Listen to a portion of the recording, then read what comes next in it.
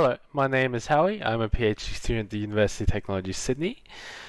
I am presenting my work on A Drone Nearly Hit Me, a reflection on the human factors of drone collision. So this is co-authored by Eirene and Sanjid, who are our undergrad team, and Professor C.T. Lin from the University of Technology, Sydney, and Dr. Chen from the University of Adelaide. So our work is mostly centered around drones. This is because drones are an emerging technology that has grown a lot over the years, and especially in the consumer and commercial sectors, they've grown a lot with different commercial applications being explored and investigated nowadays. So the reality with this growth in the commercial sector is that we'll be more likely to see more drones in our daily lives.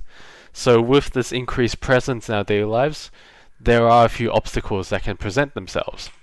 In our paper, we've highlighted a few notable cases, but just to summarize, a lot of the obstacles involved is the perception of drones being dangerous or disruptive to our daily life. There are quite a lot of incidences related to drones, and often these incidences can cause people to have a perception that drones are dangerous. Our experiment has two primary goals.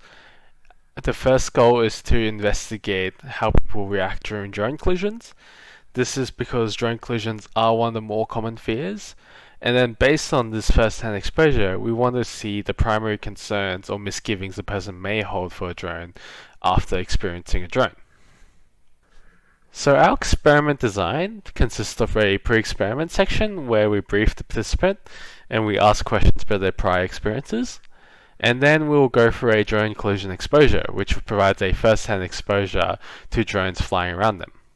We have two conditions. The first condition is a collision condition when a drone flies and collides into a net, which simulates drone collision. And the second condition is a non-collision condition, where the drone will stop around 0.5 meters to 1 meter away from the participant and then fly back towards the operator.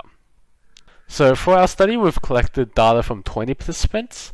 We found that 18 participants had not actually experienced drones firsthand or rarely seen drones once or twice in their life. Only 2 participants had encountered drones more frequently, but this would be due to their work or neighbors around them. So we have 2 conditions in our experiment. The first one's a non-collision condition, where the drone will not collide with the participant.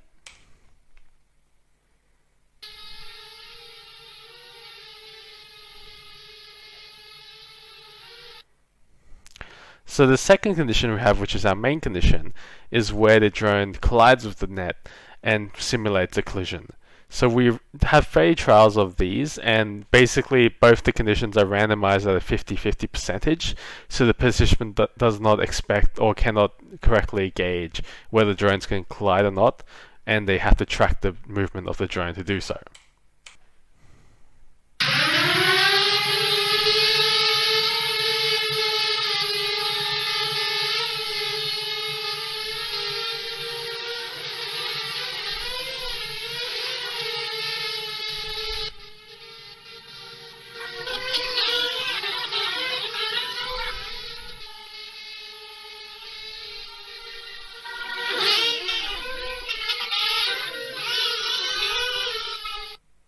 So we collected a few questionnaire measures that aim to investigate their quantitative measures for how they felt during the experiment.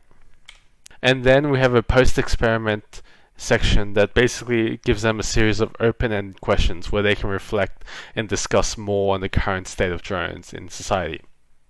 Our results found that drone collisions are more threatening in general, that participants are concerned over the drones when they are in the collision. And we also found that participants do value sound of the drones as a primary threat. So when they hear the sound of the drone, they found that intimidating. We've summarized the interview section, but you can find a more in-depth version in the paper. But the summary for the interviews, we found that participants identified 3 key features that they are concerned about. One is the safety of the drone, whether the drone is safe enough to be flown around people. They suggested certain mandatory safety features that should appear on drones. The other one is the privacy of drones. So they feel like the owner of a drone needs to be clearly identifiable and that they can be held accountable in case of any accidents. And the last part is transparency. They felt that drones need to have transparent behavior, and that's predictable. So they suggested having some sort of signaling convention for drones to be very clear on behavior. For example, if there's a malfunction, the drone needs to be able to indicate a malfunction by having sound or visual indicators in place to do so.